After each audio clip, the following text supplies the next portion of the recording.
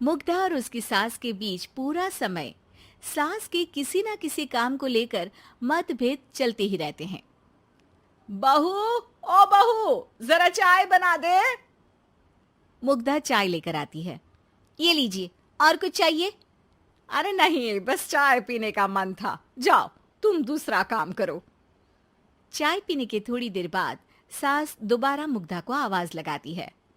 अरे बहू रे, आओ बहू, जरा हलवा तो बना दे, मीठा खाने को मन हो रहा है। इसी तरह मुग्धा की सास पूरा समय कोई ना कोई काम बताकर उसे रसोई से बाहर तक निकलने नहीं देती। कभी चाय, कभी हलवा, कभी पानी तो कभी दूध, हर समय खाने को चाहिए। और उसके लिए अपने हाथ पैर बिल्कुल नहीं हिलाने। परेशान किया हुआ है इन्होंने। सास की जबरदस्ती परेशान करने की आदतों से दुखी मुग्धा एक शाम सचिन के साथ अपने कमरे में बैठी हुई बात कर रही होती है।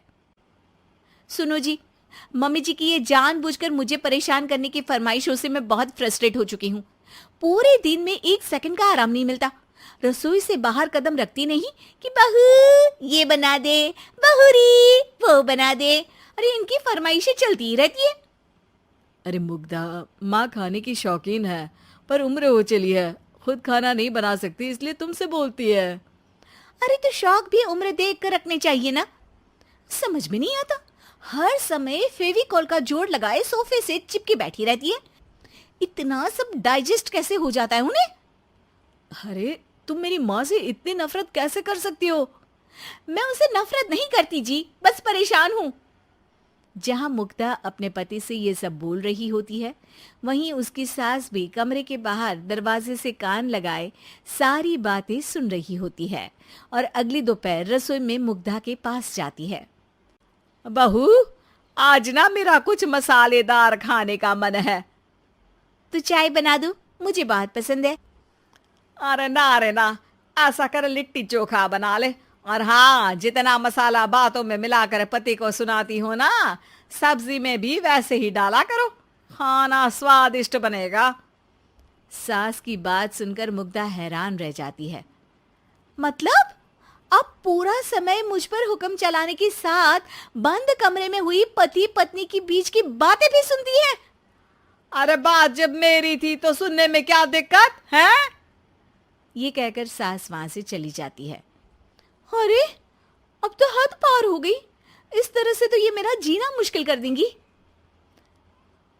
मुग्धा सास की हरकतों से परेशान उसका हल सोचने लगती है और इसी तरह कुछ दिन बीत जाते हैं, जिसमें सास का जन्मदिन आता है। मुग्धा बहुत खुशी के साथ अपनी सास को एंड्रॉइड मोबाइल गिफ्ट करती है। मम्मी, आपको सबसे बात करने के लिए बहुत दिक्कत होती है ना? कभी सचिन तो कभी मुझे बोलना पड़ता है, पर इस मोबाइल से आपको कोई दिक्कत नहीं होगी। एक जगह बैठे बैठे बहुत कुछ कर सकती हैं अब आप। मोबाइल देख सासू माँ खुश हो जाती है, पर उसे इस्तेमाल करना तो आता नहीं, इसलिए साइड में रख देती है।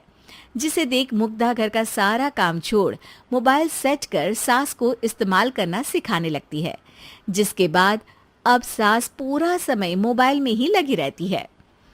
हाय, जब से मम्मी को मोबाइल मिला है मेरी लाइफ में कितनी शांति आई है। अच्छा है, इसी तरह बिजी रहे तो मैं भी सुकून की जिंदगी जी पाऊंगी। अब मुग्धा जब मन करे काम करना, जैसा चाहे वैसा खाना बनाकर खाना, पूरा समय रिलैक्स और खुश रहने लगती है। क्या बात है, आजकल तुम बहुत चहक रही हो। अरे मम्मी जी से छुटकारा जो मिला है, अब ना फरमाइशें ना छुप छुप कर बातें सुनना। अच्छा, तो मोबाइल गिफ्ट करने की ये स्कीम थी। इसी तरह दिन बीतते हैं और अब मोबाइल पर लगी सास फरमाइशों की जगह सवालों के लिए बहू को आवाजें लगाना शुरू कर देती है।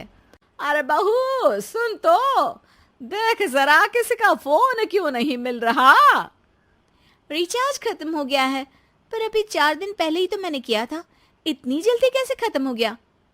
अरे मैंने कल तेरी कनाडा वाली मौसी सास से 3 घंटे बात की थी ना।